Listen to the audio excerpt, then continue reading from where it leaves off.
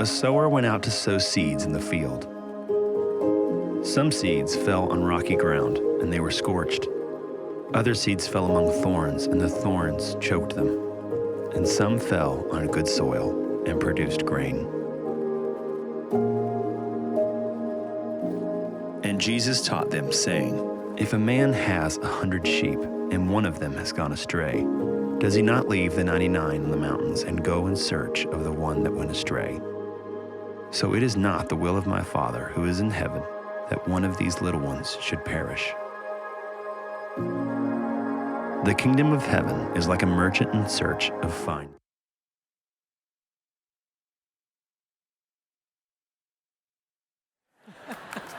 The kingdom of heaven is like... Okay, we're just going to move on from there, all right? Good morning. My name is Rick. How are you? If you are around this place and you're newer and you're like, who's that guy? I hadn't seen him since I've gotten here. One answer you might get, well, that's our pastor. If you go outside these walls, I have another title. It's my favorite title. I'm often known in this community and in other places as Teresa Dunn's husband, all right? This morning, we have Teresa Dunn here. So welcome, honey. We're glad you're here. Thank you. I'm excited about this morning for a couple reasons.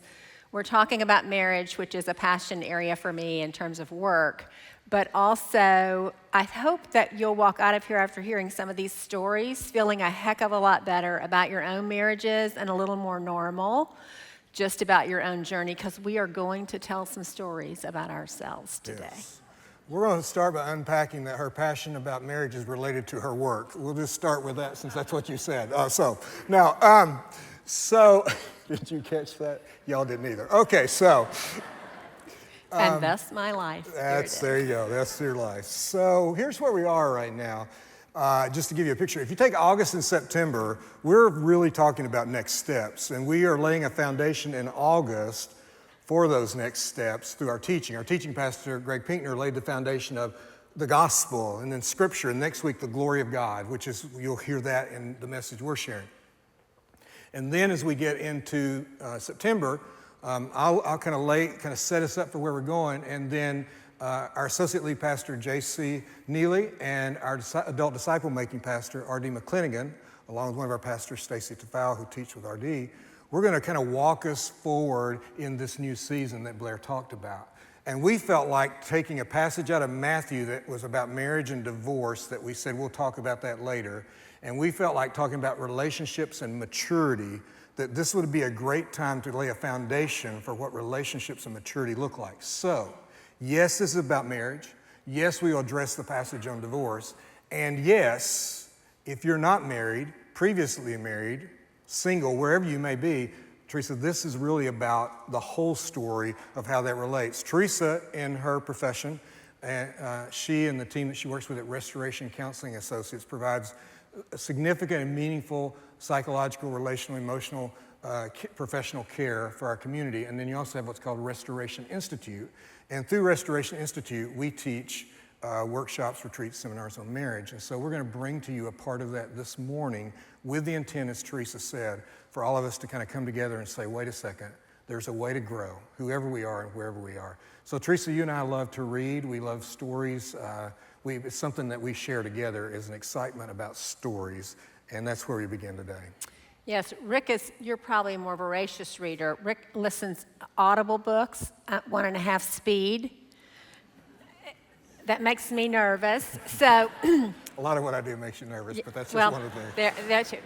But the best books, I think, are ones that have stories within the story. There's mystery, there's intrigue. I love when we listen to Audible books to be going, okay, what do you think is going to happen? Do you think that bad guy's coming back? Like, what? And trying to kind of anticipate what's happening, because really well-written stories, there's the obvious story that's being written, but then there's often the bigger story or the bigger message of the story that is there. I do, however, have a 3-chapter rule on all books, which is if I read I will give a book till the 3rd chapter. If I'm not engaged with it or I'm bored or I'm doing the monkey brain, then I'm done with the book, which is really good that God didn't start with Leviticus, because I'm pretty sure I wouldn't have gone any further with that. But today, we are going to start with the first chapters of Genesis. And the setting of that is a garden. And there's a wedding, the first ever wedding. There's a man and a woman, and the energy and excitement of him seeing her for the first time, bone of my bones, flesh of my flesh. You're me, but not me. The problem is solved for Adam, right? Like, he's not alone. He has a partner. He has a companion for life. All is well in the world at that moment. But the layers that are going to unfold from these first 3 chapters set the setting for the rest of the book. So stay tuned. We're going to talk about that. And what we want to talk about today is marriage is God's story. That's the marriage and relationships and maturity are in the context of the bigger story of who God is and how he reveals himself and why we approach our marriages and approach our relationships and community the way we do is because we want to live in God's bigger story. And I have a phrase that a lot of you have heard before is life expands to the size of your why. Your why dictates the direction of your choices. Your why determines the level of commitment you will make to those choices and what you will endure to fulfill that direction and that calling. And so the why of God is always about him. It's always about his glory. The story, as Teresa has referred to, that we're going to touch on here in just a moment, it's really not just about us. In fact, it's primarily about him and understanding that whatever you experience here with us today is actually about another story, a much bigger story, the story within which this is contained. And in Genesis, Matthew 19, which we'll look at later, and Ephesians 5, therefore a man shall leave his father and mother and hold fast to his wife, and the two shall become one flesh. This is the introduction of the reality of what marriage is to be. In Matthew 19, as we'll see later, when the Pharisees try to trip Jesus up and trick him and get him into a debate about when you can divorce and when you can't divorce, he goes back and says, this is actually the story, you're asking the wrong question. And in Ephesians 5, when Paul tries to say, hey, this is what it means to be the church, this is what it means to be my people, he's going to use this passage to try to bring that home, to understand what the why of the church is. And so understanding that this one flesh is a one flesh bond, and it's physical and emotional and relational and social and moral and spiritual. It's all these things. It's a union that creates a uniting. In other words, God calls men and women together as one flesh in a union that begins the great unfolding of the uniting of who they are.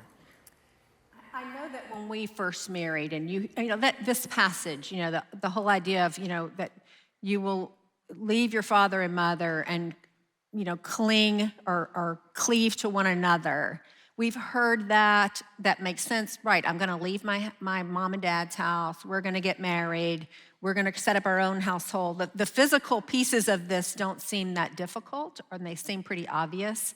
But when you step back and pay attention to the bigger story being told there, that leaving and cleaving piece is so important. There is the physical separation that is reality, but there is also this sense of, I'm no longer living my life as a single person. I no longer get to make a decision in my life that is just mine, and I don't have to consider Rick in that decision. That leaving of myself, my own sense of, I get to do life on my terms, the way I want to, and the only person I've got to think about is me and what I want. I don't get to do that ever again in my lifetime. I didn't think about that at 22. Like, that's a big deal, right? And then the whole idea of the cleaving or holding fast, what does that mean? We like the idea, especially at that point in our life, we like the cleaving. We like this holding fast to one another piece of that. But what about that when things are difficult and hard? Do I really want to hold fast? Not always. Like, my flesh wants to push away or self-protect, and we'll talk a little bit about that. But this whole idea of holding fast, I'm making a covenant at that moment to hold fast to you, no matter what our circumstances are. Man, I didn't know what that meant at 22. No idea what that meant. And then we began to walk into the mystery part of it, which is the bigger piece. That it's a redemption story. And this applies to you whether you're single or married or widowed or divorced or student or whatever your age. We're in a redemption story. Let me show you how Paul positions marriage in a redemption story and also speaks of all of us being in that story. In Ephesians chapter 5, Paul sets up the conversation about the mystery of marriage. Husbands, love your wives as Christ loved the church and gave himself up for her. Just let that sit for a moment. One of the hardest times in our marriage, I walked out into our backyard and I said to God, I think I'm kind of done here. Like I've worked pretty hard at this marriage and I think we're going backwards. And the Spirit of God recalled these words and said, well, have you been crucified for her? Well, no. Get back in there. That he might sanctify her, having cleansed her by the washing of water with the word, so that he might present the church to himself in splendor, without spot or wrinkle or any such thing, that she might be holy and without blemish. God is saying, when I approach Teresa, I am to have the same love for her, the same vision for her, the same hope for you as Christ has for the church. And these words echo Ephesians chapter 1, which helps us know that it's not just the married person's story, it's all our story, but it is the story, because Ephesians 1, 3, and 4 says, blessed be the God and Father of our Lord Jesus Christ, who has blessed us in Christ with every spiritual blessing in the heavenly places, even as he chose us in him before the foundation of the world. Why? That we should be holy and blameless before him. Before the creation story, the redemption story is in preparation. The creation is a part of the unfolding redemption story. All our relationships are about that redemption. They're all about us being washed and cleansed and purified and made more like Jesus. And marriage then becomes this like extremely articulate, vivid, pronounced, inescapable speaking of God saying, this is who I am, Ephesians 5:32. This mystery is profound, but I'm saying that it refers to Christ and his church. The language of this is, I'm going to tell you my biography by giving you this story about marriage. People often ask me, why do you wear a wedding band on your right hand, not just your left hand? Because I always remember that as pastor of this church, this is not my church. It's Christ's bride. And men, please do not, I will not tolerate you flirting with my wife, seducing her, or in any way trying to take her from me, nor should I as a pastor ever take from you what belongs to Jesus. Do you understand what I'm saying? I understand it's really in vogue now to go to social media and tear church apart. And there are some things people need to be held accountable for, and I need to be held accountable. That's why we have an elder board. But let me say this to you. Be very cautious about what you try to get from Christ's bride, or what you say about Christ's bride, or what you do to Christ's bride.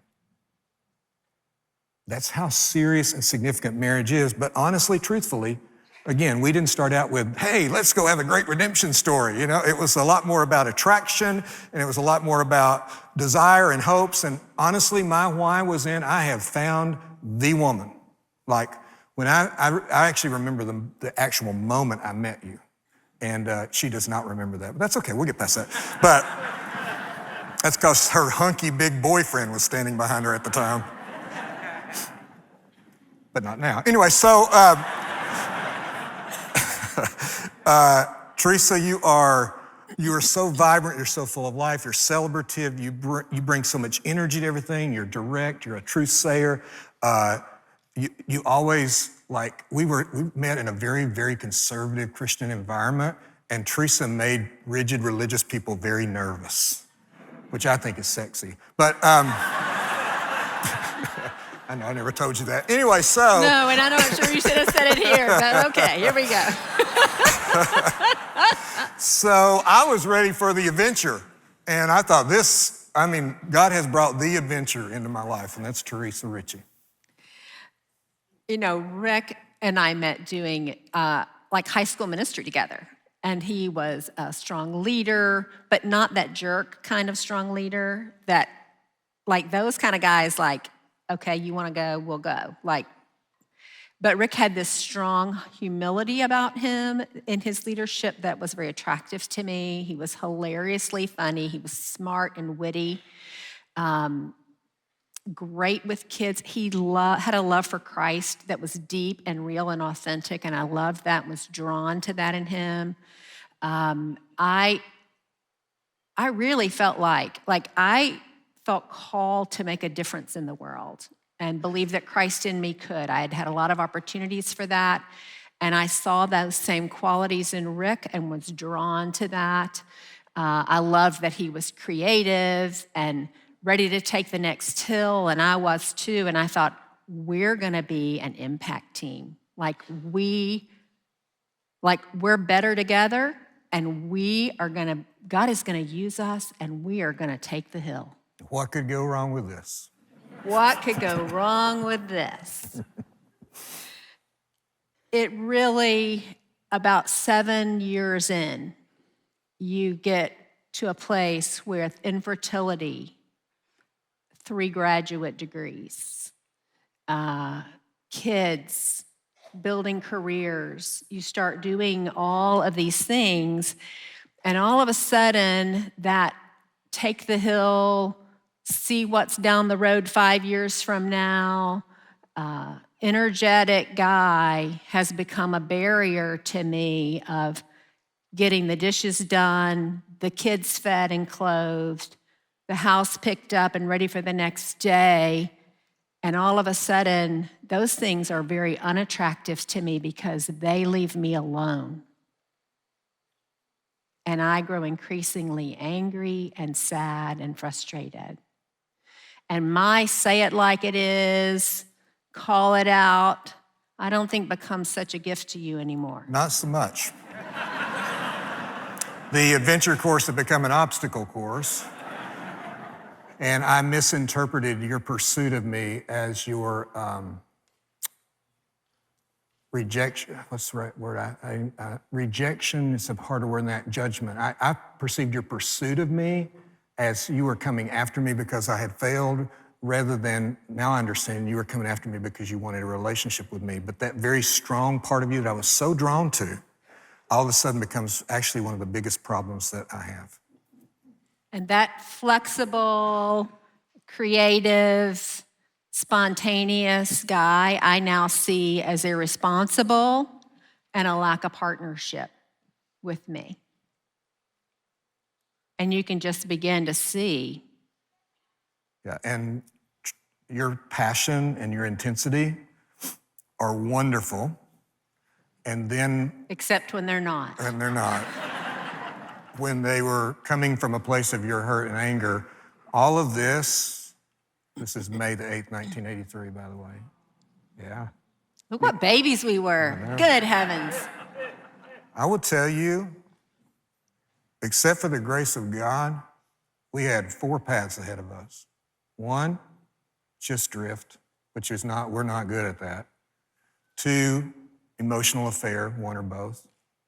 3, adultery, 1 or both. Or 4, divorce.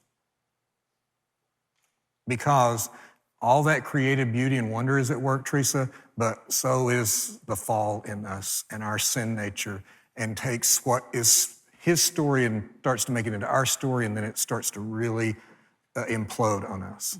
And I think one other option that we began to settle into in many ways was you become ships passing in the night. I think our faith was such that divorce didn't feel like an option, although emotional divorce, I remember saying to Rick at one point in our marriage, I'm not leaving you.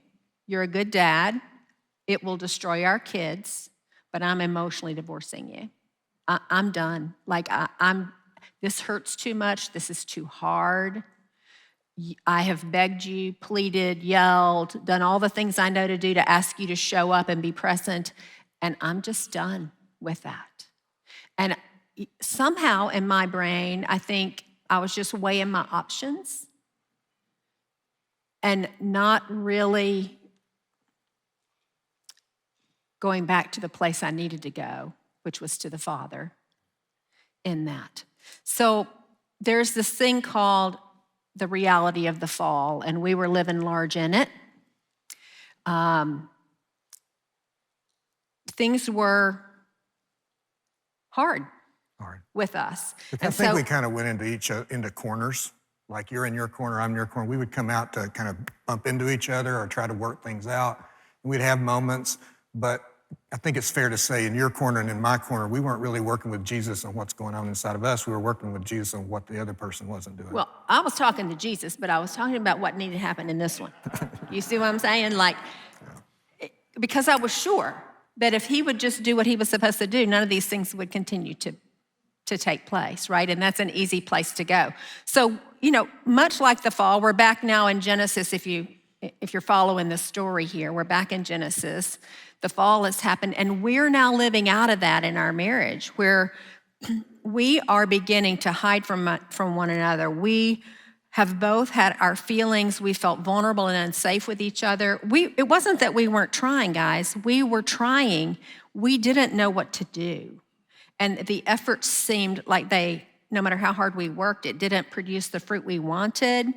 And so we became unsafe. And so we no longer brought our whole selves to one another in the marriage. We were holding back and hiding. We also focused on the blame, which was what needed fixing or changing in the other person. And then the final thing is we move to covering. Our defenses go up. We self-protect. For me, I go high and get angry. Rick goes low. I call it turtling up. He withdraws, right?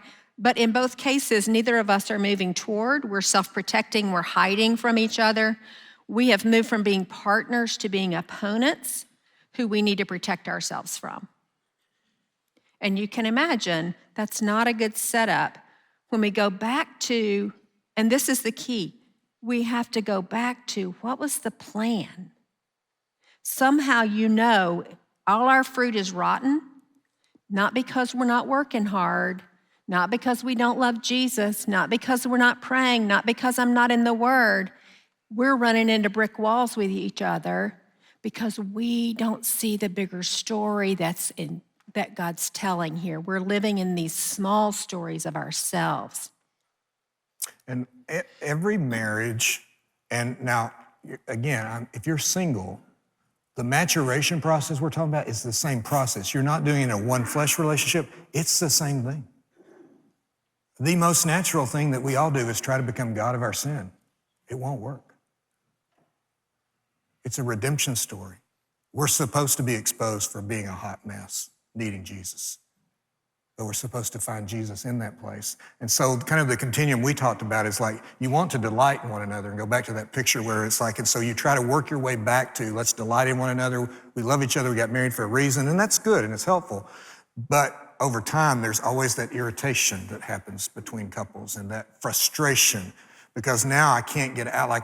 There's nowhere to turn. The fact that these things frustrate me about you or they don't work or I withdraw, there's nowhere for me to go because we are one flesh.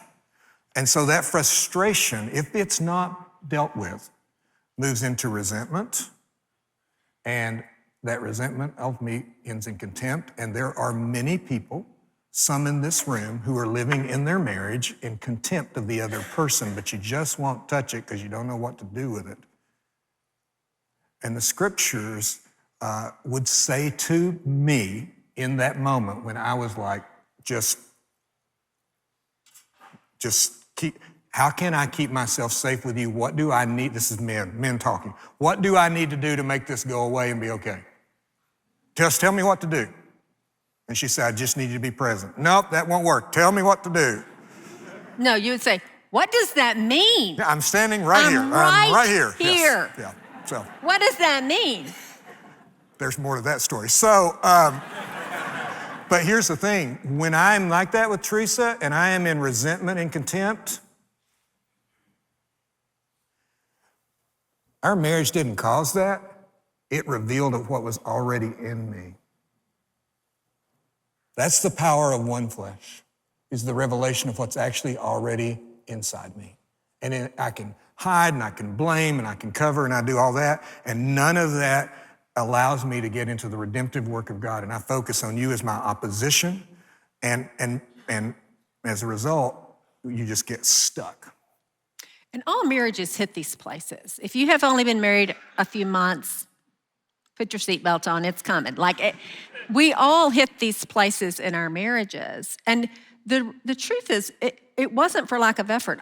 Rick and I both are hardworking, charge the hill, tell me what to do, we'll get it done kind of people. Our problem was we're living out of the wrong story. And we're thinking this is about making this thing with us work instead of turning to the one, right? And not that we weren't praying or reading our Bible. I really want you to understand that. We just didn't understand the narrative. And so we hit this crucible moment. And if you don't know what a crucible is, there's a good podcast on Life Reframe with Harv Powers. Read some more. We don't have time to unpack that today. But basically, it's when you hit this tension point where it's either going to break or it's going to forge through and be stronger. That's a nutshell of that. And every marriage hits that place. And what you do in that moment changes everything. The trajectory shift in what you do when you hit that crucible. And I don't want to act like you only hit a crucible one time in your marriage, right? This is over and repeated times. But you get better at it if you've chosen the path of working in that. And your culture will tell you this marriage is about your happiness. And the scriptures will tell you it's about God's glory. Here's the difference. If it's about my happiness, I'm the author. I'm measuring how good it is on my personal consumption of what I'm getting, of what I wanted from this marriage. It's about me and personal fulfillment. You hear that? Ever hear that? Well, I know God hates divorce, but we just weren't happy. The natural default of your marriage is not to be happy. That's a symptom of the work that you do in grace. Because the story is God's glory and God is the author, and we had to yield and surrender to God being the author. We had to come to the place where it would require mutual sacrifice on both our parts, and we, not me, we would work together for spiritual redemption. And that comes from an abundance model of who God is and his story versus the scarcity model of our little stories. And if we had stayed, we're still in this dance, it still happens. But had we not found a way through Jesus and grace and redemption and stayed in that story, we would have become continually weary and continually weaponizing what it is we don't like or frustrates or hurts us in the other person. And that leads us to a hardness of heart. And we start to live in contempt. Understand this, to be exposed in the hard places of your heart is a gift, not a threat. Whether you're talking about marriage, singleness, family, being exposed in the hard places of your heart is a gift, not a threat. And what we're describing to you was not God abandoning us, and it also was not us destroying and ruining our marriage. It was God exposing us so that he might further redeem us, because the story is about the praise of his glorious grace. That's the only story we have to tell. I really thought when we got married that I knew we were going to partner. I believed that we would grow and challenge each other to know more of who we were and more of Jesus. I think we had pretty good premarital counseling about those things and understood it. I had no idea what a redemption story really was. And you've heard that story, we all want to see a miracle, but we don't ever want to really need one. It's true. We love the idea of being part of God's bigger story. We get to be a part of the divine moment of that. We don't recognize there's a cost to that. And it is the complete emptying of ourselves. And marriage asks that of us. I did not understand that at 23. No way did I understand the cost and what that really meant. And that's probably a good thing because none of us would probably ever get married if that was true, if we really understood what that journey, if we're going to really do this, what that's going to ask of us in order to have, because one of the things we said early on is, I said to you, I don't want a good marriage. I want a great marriage. But I didn't understand what I was asking for. And that it would include entering into those hard places. Yeah. And I think that one of the things that if we really believe, and this is where, you talk about what you really believe, you find that out when the rubber meets the road. If we really believe that God is transforming, redeeming, and telling a new story in our marriages, then all of the hard and the things are a gift. And that changes everything about how we view conflict, the things in our partners that irritate us. And what feels like a suffering in our own journey. And what can be a suffering in our journey. Wanger. There's a great quote that I love by Walter Wangren. The difference between shallow happiness and a deep, sustaining joy is sorrow. Happiness lives where sorrow is not. When sorrow arrives, happiness dies. It can't stand pain. Joy, on the other hand, rises from sorrow and therefore can withstand all grief. Joy, by the grace of God, is the transfiguration of suffering into endurance, and of endurance into character, and of character into hope. And the hope that has become our joy does not, as happiness must for those who depend on it, disappoint us. So, the Pharisees had two main streams of thoughts about divorce. We're going to do this. There's a transition. There you go. So hang with me. One was, hey, you can only get divorced because of absolute adultery, proven adultery, and the other was, and I kind of like, because it says Moses said you could give a certificate of divorce if she didn't find favor with you. Give men basically hey, they got a blank check, you don't like something about her, just say you don't find favor, say there's something unclean. And the Pharisees came to him and tested him by asking, is it lawful to divorce one's wife for any cause? And he answered, have you not read that he who created them from the beginning made them male and female? You see what I said? You're asking the wrong question. You want to know what you can get away with. You want to know what the rules and the obligations are so you can prove yourself to be righteous. He said, let me tell you another story. Have you not read that he who created them from the beginning made them male and female and said, therefore a man shall leave his father and his mother and hold fast to his wife, and the two shall become one flesh? This is the story that we're telling. So they are no longer two but one flesh. What therefore God has joined together, let not man separate. And they said to him, why then did Moses command one to give a certificate of divorce and to send her away? He said to them, because of your hardness of heart. Moses allowed you to divorce your wives, but from the beginning it was not so. All divorce is the result of perhaps one, perhaps both, hardness of heart. If you have been divorced, there's no reason to carry shame, like you got some kind of scarlet letter or you don't fit in the church. We've had pastors and elders who've been divorced before because it's a part of that redemption story. And you got to take this really seriously. In other words, when we look at marriage, we got to take it really seriously. And the idea of divorcing from marriage, the taking away of that one flesh, that's not something you just decide to do. That's not something you choose over your happiness. That's not something you do because you're facing contempt with your partner. We are called into a redemption story. Now, you can't control what the other person does. Jesus says, and I say to you, whoever divorces his wife except for sexual immorality and marries another commits adultery.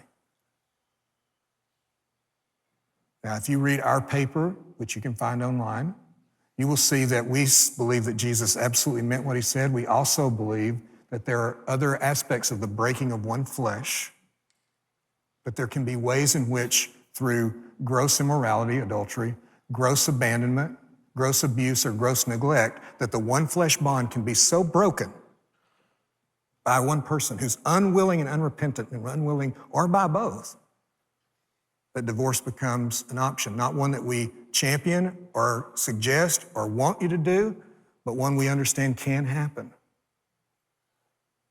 So it's not so automatic. Well, if this happens, I can go get a divorce. No, that's not what the scriptures are teaching. Do you understand the story? You can't control your partner, but do you understand the story? And if I do get a divorce, then it's over. That's some places you'll be. It's over.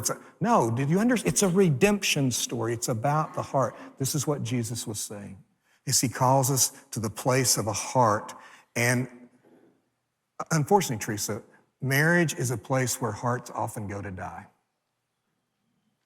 And the redemption story calls you to reimagine. And we believe if you will reimagine together, you can find a resurrection.